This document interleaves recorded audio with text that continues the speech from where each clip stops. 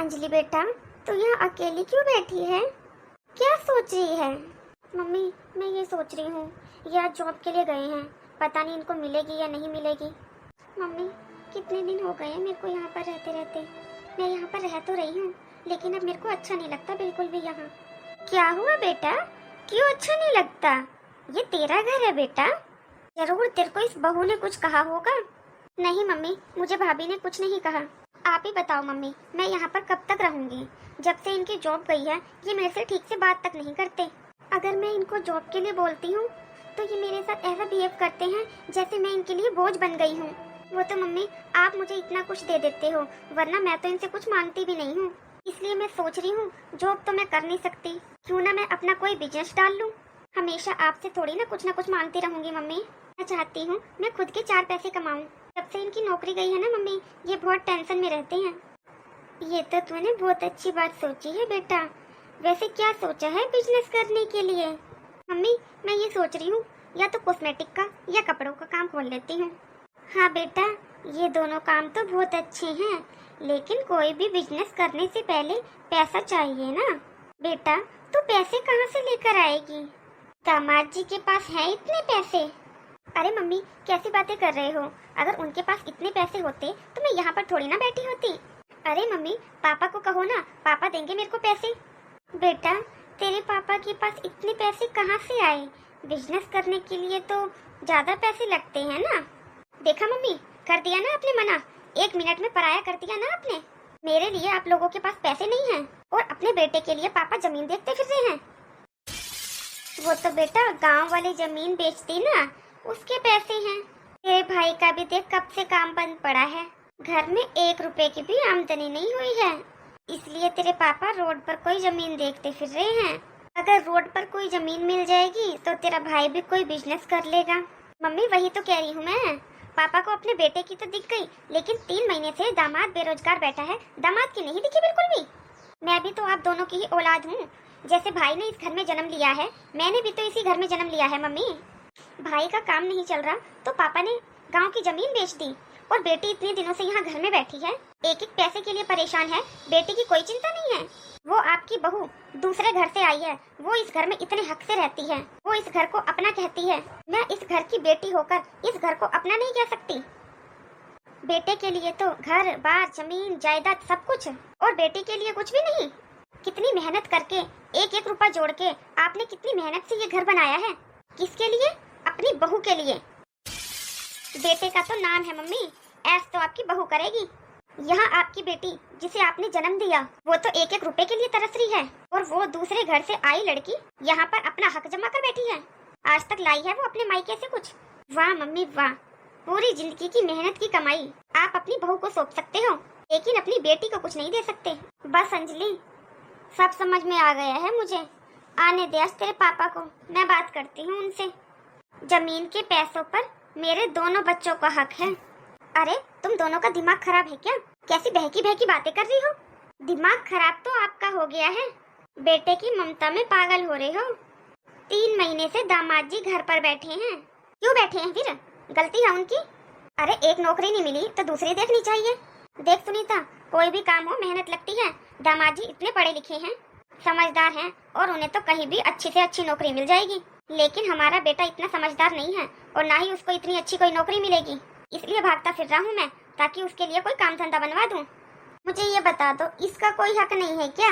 गाँव में जो जमीन बिकी है उसमें इसका भी तो हक होगा थोड़ा बहुत।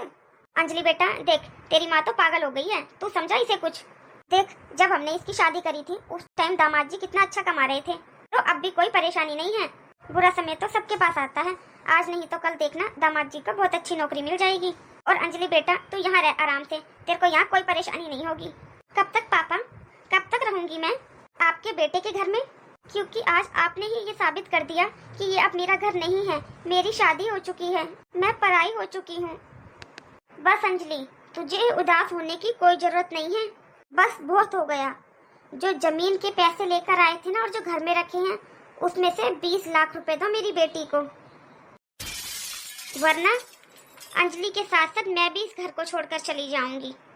फिर आराम से रहना अपने बहू और बेटे के साथ। पापा जी मेरी बात समझो, घर में जो पैसे रखे हैं ना उसमें मेरा और भाई का दोनों का बिजनेस स्टार्ट हो जाएगा। आजकल ज्यादातर पापा जी बिजनेस किराए की जमीन पर किए जाते हैं। मैं भी तो पापा जी किराए की जमीन लेने की सोच रही हूँ, भाई भी किराए पर ले लेंगे। बेटा तू समझ नहीं रही है, वो हमारे जमीन के पैसे हैं। जमीन के पैसों से जमीन ही खरीदनी चाहिए, चाहे थोड़ी कम खरीद लो लेकिन खरीदो जरूर। आज के टाइम में बेटा हर किसी इंसान पे थोड़ी बहुत जमीन होनी चाहिए। बेटा समय का पता नहीं चलता, किराए के जमीन पर लेकर बिजनेस करो, क्या गारंटी है कि बिजनेस चलेगा ही चलेगा? ऐसा तो बर्बाद हो जाएगा ना, जमीन भी नहीं ले पाएंगे। पापा जी आप साफ साफ मना कर दो ना कि आपको मेरी मदद नहीं करनी। पापा जी दुनिया में ऐसे बहुत से लोग हैं जो किराए की जमीन लेकर ही बिजनेस करते हैं। बहुत सुन ली मैंने आपकी। ऐसा है मेरे लिए मेरे दोनों बच्चे बराबर हैं। घर में जितने भी पैसे रखे हैं उनमें से दोनों बच्चों को बराबर बराबर दिया जाएगा, मैंने कह दिया बस। ये सब क्या हो रहा है घर में? जो वो गांव वाले जमीन के पैसे रखे हुए हैं ना घर पर, उनमें से आधे पैसे आपकी बहन को दिलवाना चाहती है आपकी मम्मी। क्या? दुकान खोलनी है आपकी बहन को अपनी, इसलिए ये सब बातें फोन पर नहीं हो सकती थी। सारा दिन मम्मी और दीदी मेरे रूम के आगे पहरा देती रहती हैं, इसलिए आपको आज लेट बुलाया है। सोचा पहले आपको बता देती हूँ, फिर आपका जो मन करे वो आप करना। ये तो तुमने अच्छा करा जो मुझे पहले बता दिया। उसकी अच्छे घर में शादी हो, इसके लिए माँ ने पहले भी जमीन बेच दी। पढ़ा लिखा नौकरी वाला लड़का देखा। लेकिन अब नंदोई जी घर पर बैठे हुए हैं आराम से बेरोजगार होकर, और कहीं ना कहीं इन सब की वजह आपकी मम्मी है। इस घर में अगर 500 रुपए की आमदनी होती है ना, तो 400 रुपए आपकी मम्मी आपकी बहन को देती हैं। इस घर में छोड़ा ही क्या है मम्मी जी ने, सुई से लेकर गाड़ी तक सब कुछ तो दे दिया है दीदी को। बस ले देकर इस घर की 4 दीवारें बची हैं, और ये जमीन के पैसे आपकी बहन लालच में अंधी हो चुकी है। लेकिन मम्मी को तो सोचना चाहिए ना। वो अपनी बेटी के मुंह से बाहर निकलेंगी तब ना। लेकिन मैं कर भी क्या सकता हूँ काजल? देखो मम्मी, काजल को बिल्कुल पसंद नहीं है कि मैं अंजलि से फोन पर बात करूं। मम्मी अब मैं ऐसा कोई काम नहीं करना चाहता जिससे काजल को बुरा लगे। मैं जानती हूँ बेटा, मेरी बेटी ने और मैंने तेरे साथ बहुत गलत किया है, लेकिन बेटा अंजलि ने जो भी कुछ तेरे से लिया था वो सब खत्म हो गया। पता नहीं कैसे उसकी दुकान में आग लग गई, सब खत्म हो गया बेटा, कुछ नहीं बचा। उसके पास एक एक रुपए के लिए दुखी है वो।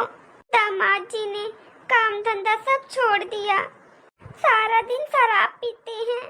बेटा बहुत मारते हैं दामाद जी तेरी बहन को, तेरी बहन मर जाएगी। माफ कर दे बेटा अपनी बहन को। क्यों माफ कर दे हम आपकी बेटी को? देखिए मम्मी जी, हमारे पास अब जो भी कुछ है ना वो हमारे खुद की मेहनत का है। हमने जो भी कमाया है बड़ी ईमानदारी से कमाया है। हमें कुछ आपने गिफ्ट में नहीं दिया है। गिफ्ट तो आपने अपनी बेटी को दिए थे ना, जमीन जायदाद जेवर सब कुछ। इतना देने के बाद भी आपकी बेटी दुखी है। आपका दामाद आपकी बेटी को पलकों पर नहीं रख रहा है। आप यही सोच सोच कर परेशान है ना मम्मी जी कि आपकी बेटी की दुकान में आग कैसे लग गई, वो कैसे बर्बाद हो गई। बेईमानी का पैसा ऐसे ही जाता है मम्मी जी। बस करो काजल, अगर हम किसी के दुख को कम नहीं कर सकते तो उसके दुख को बढ़ाना भी नहीं चाहिए। काजल हमें मम्मी पापा ने क्या दिया क्या नहीं दिया, हमें इस बात से अब कोई फर्क नहीं पड़ता। आज की डेट में हमारे पास किसी चीज की कोई कमी नहीं है काजल। और तुम तो एक बात पर बहुत विश्वास करती हो ना, अच्छे के साथ हमेशा अच्छा होता है। अंजलि ने जो करा उसकी सजा उसे मिल चुकी है। काजल तुम सच बताना, क्या तुम मेरी बहन की ऐसी हालत देखकर खुश हो? मेरी बहन की ऐसी हालत देखकर अंजलि को माफ कर दो काजल, उसे हमारी जरूरत है। बहू माफ कर दे मेरी बेटी को, अनजाने में बहुत बड़ी गलती हो गई मेरी बेटी से। माफ कर दे मेरी बेटी को, मेरी बेटी बहुत दुखी है, अकेली है वो वहाँ पर। ये कैसी बातें कर रही हो मम्मी जी आप? हमने कब दीदी से रिश्ता तोड़ा? वो तो दीदी ही लालच में इतनी अंधी हो चुकी थी मम्मी, उन्होंने ही सारे रिश्ते नाते तोड़ दिए थे।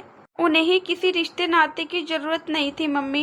आज तेरी बात पर मुझे भी विश्वास हो गया है बहू कि हमेशा अच्छे के साथ हमेशा अच्छा ही होता है और दुनिया में कोई भी किसी का हक छीनकर खुश नहीं रह सकता। काजल, रक्षाबंधन आ रहा है, क्यों ना इस बार हम रक्षाबंधन पर अंजलि के घर चले। हाँ जी, आपने तो मेरे मन की बात कह दी। मनहूस कहीं की, अगर मैं चाहूँ ना तुझे 1 मिनट में इस घर से धक्के मारकर बाहर निकाल दूं। मुझे अच्छे से पता है तेरे लिए इस घर के अलावा तेरे लिए पूरी दुनिया में कहीं कोई भी जगह नहीं है, समझी? इसलिए जैसे मैं कहती हूँ ना वैसे रहा कर यहाँ पर, समझी? शादी से पहले मेरा बेटा कितना काबिल था, कोई ऐब नहीं था। जिस दिन से तू मेरे बेटे की जिंदगी में आई है ना, जिंदगी बर्बाद करके रख दी तूने मेरे बेटे की। मनहूस कहीं की। अंजलि, भैया भैया मुझे माफ कर दो भैया। भैया मैंने आपके साथ बहुत गलत किया, लेकिन भैया अब मुझे एहसास हो गया है कि रिश्ते नातों से बढ़कर कुछ नहीं होता। ये धन दौलत पैसा कुछ नहीं होता भैया, इन सब से कोई इज्जत नहीं बनती। भैया मुझे कुछ नहीं चाहिए भैया। भैया मैं बहुत खुश हूँ आप यहाँ पर आए। 1 साल हो गया, 1 साल में तेरे को अपने भाई की याद नहीं आई? सारा दिन तू भाई भाई कहते नहीं थकती थी। पूरे 1 साल हो गया तूने भाई को फोन तक नहीं किया। भैया मेरा दिल जानता है मैंने आप सबके बिना एक एक दिन कैसे निकाला है, लेकिन उस समय भैया मुझे रिश्ते नातों की बिल्कुल भी अहमियत नहीं थी। मुझे लगता था सब कुछ पैसा ही है। ऐसे लोगों की वजह से मैंने खुद के अपने लोगों के साथ ऐसा किया। पिछली बातों को भुला दे बहन, जो कुछ हुआ भूल जाओ उसे। आज रक्षाबंधन है, अपने भाई को राखी नहीं बांधेगी? भैया आज मैं बहुत खुश हूँ।